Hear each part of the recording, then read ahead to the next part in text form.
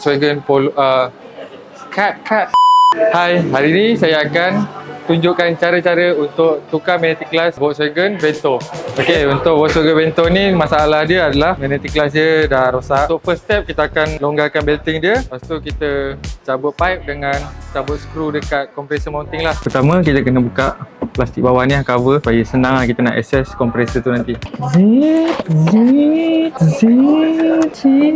So kita dah boleh access, dah boleh nampak lah kompresor dia. Okey, sebelum tu kita kena keluarkan belting ni. Kita kena tarik tensioner. Tensioner dia pakai 16. So tensioner tu dekat sini. Ni tensioner dia saiz 16. So kita akan masuk kat sini. So kita kena tarik.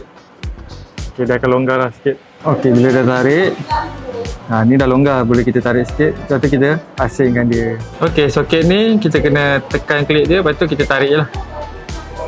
So dekat sini ada pipe, ada dua lah, discharge dengan suction. Kita kena buka dua pipe ni yang ada skru saiz T45. Kita kena buka dua tu, nanti baru boleh buka skru dekat kompresor. Okey, kita cabut dia punya skru ni. Ada skru dia tu, baru kita boleh buka ni. Goyang-goyangkan lah sikit. Hati-hati dia punya o-ring ni lain daripada yang lain. Dia o-ring dia tebal sikit. Satu lagi lah kita cabut ni. Okey, berjaya buka satu lagi. So yang ni pun kita goyang-goyangkan dan cabut. So sekarang kita akan buka skru dekat kompresor. 1, 2, 3. Okey, kita akan buka guna saiz 13. Okey, kita longgarkan dulu semua sebelum buka habis. Okey, so kita keluar yang atas dulu. Okey, skru pertama dah keluar. Okey, skru kedua dah keluar. Skru terakhir ni kita kena tahan sikit kompresor, kalau tak nanti dia jatuh. Okey, kita dah keluar. Inilah kompresor dia. Kita nak buka magnetic clutch dia. Okey, sebelum kita tahu benda tu rosak, macam mana kita check magnetic clutch tu rosak ke tak rosak? So kat sini kita akan setting dia punya resistance kat situ. Kita akan check resistance dia berapa. Resistance normal adalah 4.5 ke 5.0 macam tu lah. So kita check yang ni berapa resistance dia. So kita boleh tengok kat situ dia tak ada bacaan, sebab kita dah check power supply yang masuk ada 13 volt. Tapi bila kita check resistance dia tak ada. So ni ada yang baru, kita check yang baru punya. Okay, nampak tak perbezaan kat situ? Okay, range dia dalam 4.0 sampai 5.0 resistance. Kalau bawah daripada tu maksudnya dia dah rendah, dah low.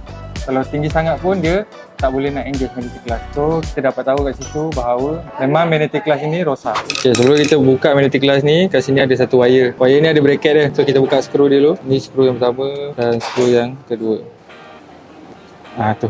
Okay, lepas tu kita nak tarik dia punya pressure plate depan dia. Kita kena buka skru 14 dulu. Okay, lepas kita buka skru 14 tu, kita boleh tarik ni keluar je lah. Okay, washer ni jangan hilang sebab kita nak guna balik. So kat sini dah ada snap ring. Kita akan buka snap ring dia. Kita kena pakai pliers snap ring ni. Okay, untuk bearing ni pula, bearing pulley, kita kena pakai bearing puller. Okay, ini kita guna bearing puller untuk tarik bearing pulley ni lah. Okay, dah keluar. Untuk coil magnet ni pun ada snap ring dalam dia tu. Kita buka jugalah. Kita dah boleh tarik keluar. Yang ini kita boleh cuci-cuci sikit lah. Cuci sikit pakai brake cleaner. Bagi nampak cantik sikit lah. So nanti kita pastikan lubang dia kat sini sama dengan dia punya ada button lubang ni. So bila bawah tu sama, lubang untuk wire dekat bracket ni pun dia akan sama. Masukkan balik pin ni. Kita masuk balik dia punya pulley bearing. Lepas tu masukkan snap ring. Okay, untuk pressure plate ni, sebelum kita masukkan, kita kena letak balik washer asal dia balik. Sebab apa? Sebab yang ini yang akan buat gap antara pressure plate dengan pulley. Kalau tak ada washer ni, dia akan bergesel, bunyi kasar. So, kita kena letak balik washer ni dalam ni. Lepas tu masuk pressure plate. So, kita dah pasang washer, pastikan clearance dia okey. Lepas tu kita masuk balik nut dia. Lepas ikat tu pun kita kena tengok balik clearance dia. Kalau dia rapat juga, kita kena tambah lagi washer lah. Cantik, tak ada bunyi. So untuk bracket ni kita kena pakai balik. Kita masuk je dekat dia punya ni. Masuk je. Lepas tu kita screw balik lah.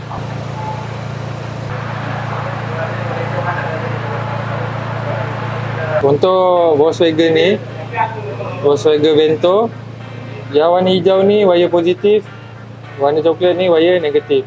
So untuk testing dia, kita masukkanlah yang ni positif, yang ni negatif. So kita testing kat dia, positif. Nampak? Dia lekat. So maksudnya magnetic glass dia berfungsi dengan baik. So itulah cara-cara untuk pasang magnetic glass. Sebenarnya semua sama je lah untuk kereta-kereta biasa pun. Yang ini untuk Volkswagen Vento dengan Polo biasanya lebih kurang sama lah pakai magnetic glass. Selain daripada itu macam Volkswagen Passat, apa semua tu dia orang akan pakai yang ada solenoid-nya. Yang ni kompresor dia yang biasa je. Itulah cara-cara dia. Jangan lupa like, comment and subscribe. Okay, terima kasih.